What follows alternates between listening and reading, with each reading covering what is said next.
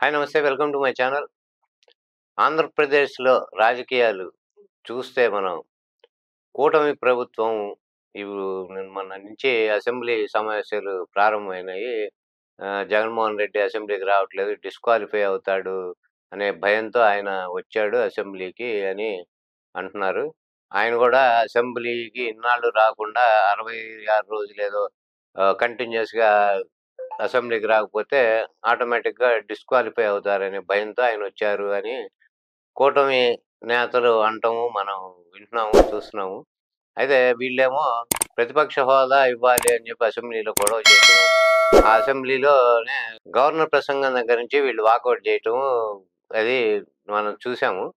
అయితే ఇప్పుడు ఈ జరుగుతున్న పరిణామాల్లో అసలు పవన్ కళ్యాణ్ దాని తర్వాత ఈయన ఒక ప్రెస్ మీట్ పెట్టి అసలు అది ప్రతిపక్ష హోదా ఈ 5 ఏళ్లలో మీకు ఇవ్వటం అనేది జరగదు. అది మీరు మర్చిపోండి అని చెప్పటము.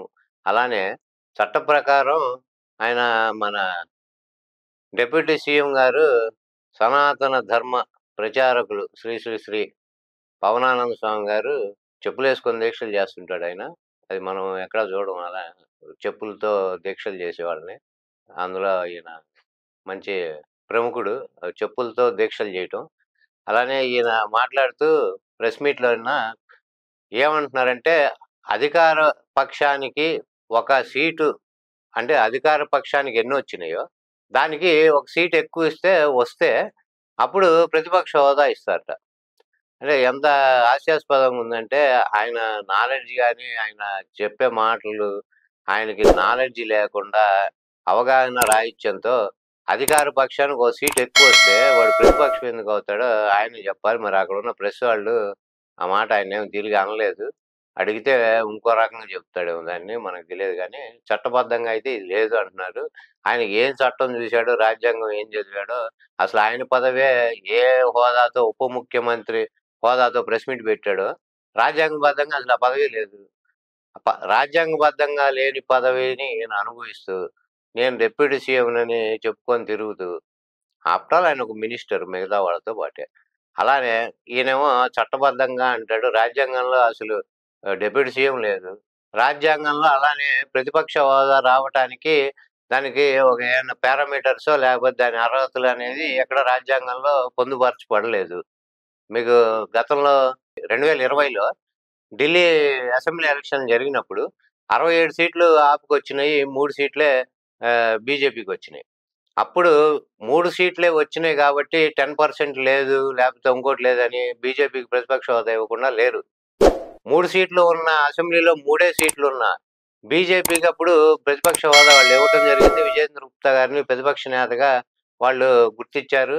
ఇప్పుడు 10% అనేది వీళ్ళు కొత్తగా ఒక స్లోగన్ లేవదీశారు గానీ, ఎక్కడ రాజ్యాంగంలో 10% సీట్లుంటేనే అసెంబ్లీలో ఎన్ని సీట్లుంటాయో దానిలో 10% సీట్లుంటేనే మీకు ఈ ప్రతిపక్ష హోదా వస్తుందనేది ఎక్కడా లేదు. అలా అనుకుంటే 175 సీట్లకి మీకు వీళ్ళకి కనీసం 18 సీట్లు ఏమో రావాలనేది వాళ్ళంటం. కానీ 11 సీట్లకి ఎందుకు ప్రతిపక్షం ఇవ్వరనేది వీళ్ళు అడుగుతున్నది. గతంలో జరిగిన ఉదంతాలు గాని అవి మనం చూస్తే ప్రతిపక్ష హోదాకి వచ్చిన సీట్లకి సంబంధం లేదు. రాజ్యాంగంలో కూడా అటువంటిది ఎక్కడ చెప్పబడలేదు. ఈయన చట్టం తెలిసిన వాళ్ళలాగా ఈయన అధికార పక్షానికన్నా ఒక సీట్ ఎక్కువొస్తే ప్రతిపక్షం హోదా ఇస్తామన్నాడు.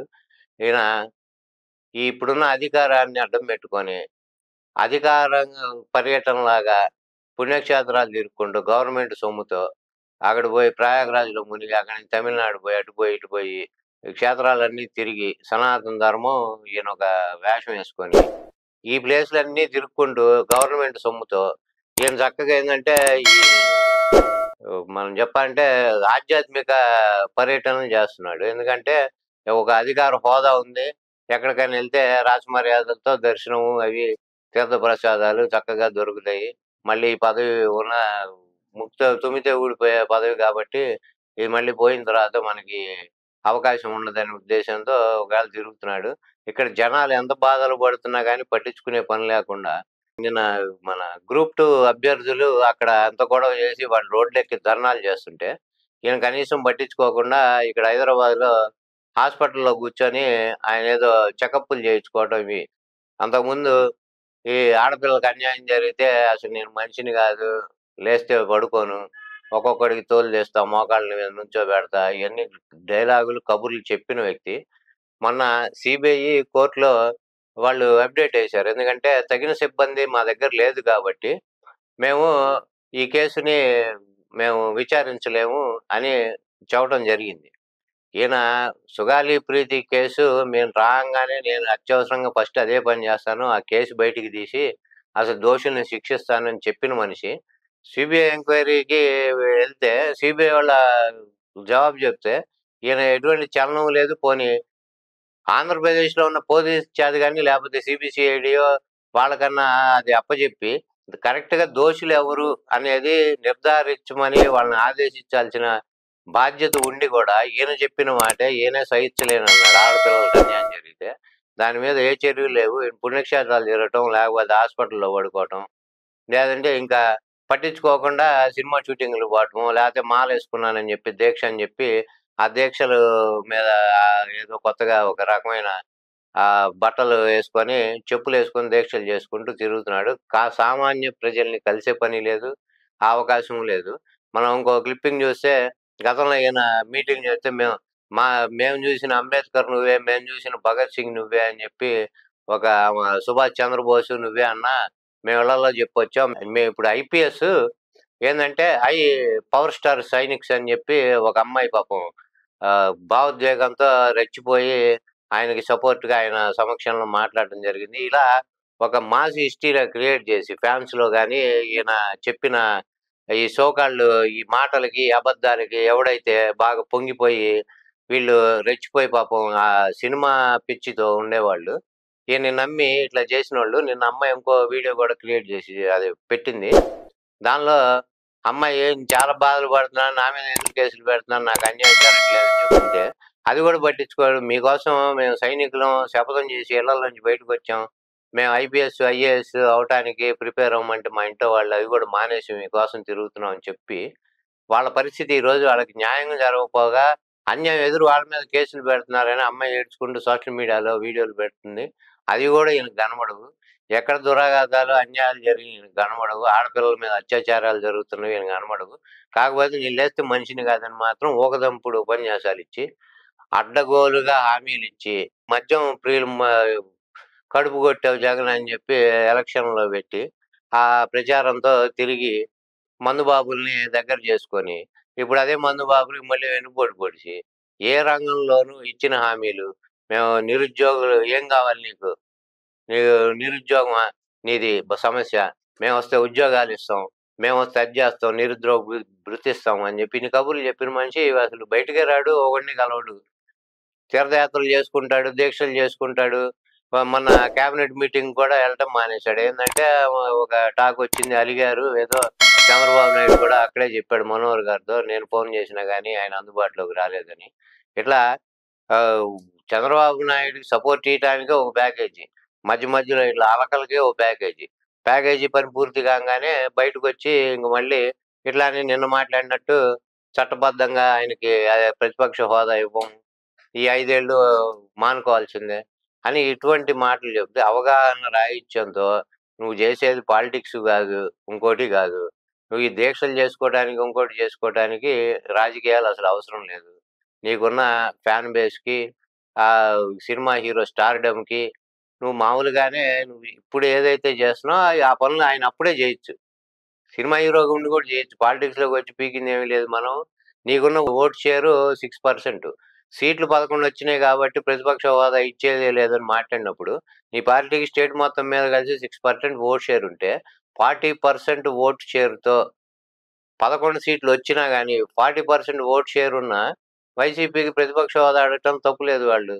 ఇప్పుడు ప్రతిపక్ష హోదాకేమి రాజ్యాంగంలో ఎక్కడా ఒక ఇదంటూ దానికేం పారామీటర్లు పెట్టలేదు. ఈ ఒక రూల్ అనేది లేదు. ప్రధానంగా ఎవడైతే అధికార పక్షంలో, కూటమిలోనూ లేకుండా విపక్షం ఎవరైతే ఎక్కువ సీట్లు వాళ్ళకున్నాయో వాళ్ళకి ఆటోమేటిక్‌గా ప్రతిపక్ష హోదా ఇవ్వచ్చు. దానికేమి రూల్స్ ఏమి అడ్డం లేదు. ఈయన దానికి ఒక కొత్త రూల్ ఈయనే కనిపెట్టి రాజ్యాంగంలో రాసినట్టు ఈయన చెప్తున్నాడు. అలానే ఈ విషయంలో ఇప్పుడు జగన్మోహన్ రెడ్డిని కూడా చూస్తే ప్రతిపక్ష హోదా ఇస్తేనే అసెంబ్లీకొస్తాము. లేకపోతే రాము అన్నట్టు ఆహ్, ధోరణి గూడా మనకి చూస్తే అది కరెక్ట్‌గా అనిపించట్లేదు. ఎందుకంటే మీకు ప్రజలు ఒక 40% ఓట్ షేర్‌తో 11 సీట్లు ఇచ్చినప్పుడు, ప్రజల సమస్యల్ని మీకొచ్చిన ఆ టైమో, నిమిషమో ఏదో ఒకటి మీ పోరాటం అంటూ మీరు అసెంబ్లీకెళ్ళి చేస్తే జనంలో గూడా ఒక సింపతియో లేకపోతే వాళ్ళకి దోచింది ప్రతిపక్ష హోదా ఇవ్వకపోయినా సరే వీళ్ళు అసెంబ్లీకెళ్తున్నారు. ఒక లీడర్‌గా ఒక పార్టీకి సంబంధించిన లీడర్‌గా, మాజీ ముఖ్యమంత్రిగా ఈయన గూడా అక్కడ అసెంబ్లీలో ఆయన సమస్యలనో లేకపోతే ఆయన ఏం చెప్పదలుచుకున్నాడనేది ఆయన గళం వినిపించటానికి బావుండే అవకాశం ఉంది అని జనం గూడా ఇట్లా డిసప్పాయింట్ అవ్వకుండాను, లేకపోతే ప్రతిపక్ష హోదా ఇవ్వట్లేదు కాబట్టి అసెంబ్లీ పోకపోవటం ఏంటి? వాళ్ళివ్వరు, ఈయన పోరు.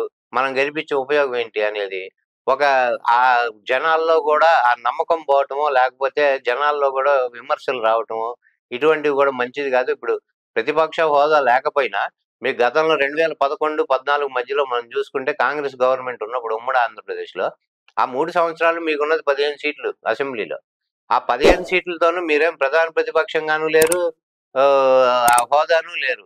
లేకుండా మీరు గళం బానే అప్పుడు వినిపించగలిగారు. ఆ 15 సీట్లతోని మీరు అసెంబ్లీకెళ్ళి అప్పుడు మనకి విజయమ్మ గారు ఇక్కడ ఫ్లోర్ లీడర్‌గా ఉన్నారు అసెంబ్లీలో.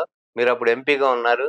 ఆ 15 సీట్లు ఉండంగానే అసెంబ్లీలో మీరు బై ఎలక్షన్‌లో గెలిచిన 15 సీట్లతో మీరు అసెంబ్లీలో బాగానే వెళ్ళగలిగారు. అప్పుడు ప్రధాన ప్రతిపక్షం టీడీపీ ఉంది. అయినా గాని మీరు ఎక్కడ మీ విలువ కోల్పోకుండా నెక్స్ట్ 14 ఎలక్షన్‌లకి మీరు 67 సీట్లు తెచ్చుకోగలిగారు. ఇప్పుడు 11 సీట్లున్నా, వాయిస్ లేకపోయినా అది జనాలందరూ గమనిస్తూ ఉంటారు, చూస్తూ ఉంటారు గాబట్టి మీకేదో అన్యాయం జరిగితే జనాలు గుర్తిస్తారది. మాకు అన్యాయం జరుగుతుందని మీరే గొడవ పడే కన్నా, మీకు జరిగిన అన్యాయాన్ని జనం గుర్తిస్తేనే మీకు ఉపయోగకరమైన విషయం రేపు. కాబట్టి ఇది గూడా గుర్తించి మీరు ప్రధాన ప్రతిపక్ష హోదా ఇస్తేనే వెళ్తామనే మొండి వైఖరి పక్కన పెట్టి మీరు వెళ్ళడమే కరెక్ట్‌గా జనాల అభిప్రాయం గూడా అలానే ఉంది.